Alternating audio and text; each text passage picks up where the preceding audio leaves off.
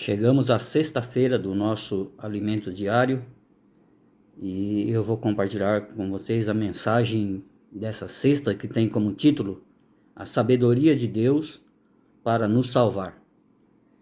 E eu gostaria de começar lendo um versículo que está em João, no capítulo 1, versículo 14, que diz assim: E o Verbo se fez carne e habitou entre nós, cheio de graça e de verdade, e vimos a sua glória, glória como do unigênito do Pai. Bem, irmãos, quando o homem comeu da árvore do conhecimento do bem e do mal, o pecado entrou no mundo. E junto com o pecado, a morte. E por esse motivo, o homem tornou-se carne e não dependia mais de Deus. E diante dessa situação criada pelo homem, foi o homem que criou essa situação, não depender mais de Deus. E então Deus, diante dessa situação, Deus criou um plano para salvar esse homem, ou seja, salvar a humanidade. E esse plano foi o que eu acabei de ler aqui em João 1,14. Fala que Deus enviou o seu próprio Filho para se tornar carne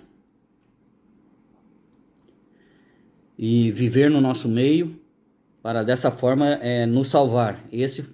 Deus enviando o seu próprio Filho e para se tornar carne. Mas é bom que fique bem claro para nós que não é carne pecaminosa, é semelhança de carne. Isso está em Romanos 8,3, fica bem mais claro para nós entendermos. Diz assim: Porquanto o que fora impossível à lei, no que estava enferma pela carne, isso fez Deus, enviando o seu próprio Filho em semelhança de carne pecaminosa, e no tocante ao pecado, e com efeito condenou Deus na carne o pecado. É bem claro aqui em Romanos, que Deus enviou o Filho na semelhança de carne. Senhor Jesus. Jesus não participou da carne do pecado, mas sim da semelhança da carne do pecado. E quando ele foi à cruz, ele levou a semelhança da carne para a cruz, essa carne pecaminosa, e destruiu o pecado na carne. Essa é a grande sabedoria de Deus. Foi o grande plano de Deus para salvar a humanidade. Vejamos o que diz a Bíblia em Romanos 8 ainda, 8, versículo 4 e 5, seguindo a leitura, A fim de que o preceito da lei se cumprisse em nós, que não andamos segundo a carne, mas segundo o Espírito. Porque os que inclinam para a carne, cogitam das coisas da carne, mas os que se inclinam para o Espírito, das coisas do Espírito. Esses pontos são bem claros, que acabamos de ver. Percebemos que Jesus aboliu na carne toda a forma de leis, mandamentos, ordenanças.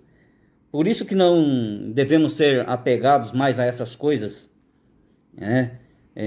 Que coisas que eu digo? Rituais, coisas, práticas diferentes, principalmente reuniões, práticas de adoração a Deus. Tudo isso só causa divisão no meio cristão. Não devemos ficar mais apegados a tantas formas de reuniões, porque isso aí só divide mais o povo. Nós temos que deixar o Espírito agir, dar liberdade para o Espírito agir no nosso meio. O Espírito precisa de liberdade. Para finalizar, eu gostaria de ler alguns versículos Gálatas 3, 25, 29, que esclarece o que eu acabei de compartilhar com vocês, né? Vou finalizar lendo esses versículos para ficar bem claro para nós. Está em Gálatas 3, no versículo... Gálatas 3, versículos 25. 25. Diz assim: mas, tendo vindo a fé, já não permanecemos subordinados ao aio, pois todos vós sois filhos de Deus, mediante a fé em Cristo Jesus. Porque todos quantos fostes batizados em Cristo, de Cristo vos revestistes.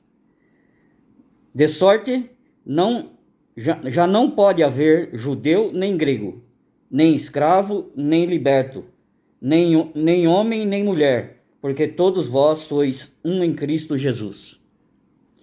E se sois de Cristo, também sois descendentes de Abraão e herdeiros segundo a promessa. Espero que vocês tenham ganhado e tenham todos uma boa sexta-feira. Obrigado.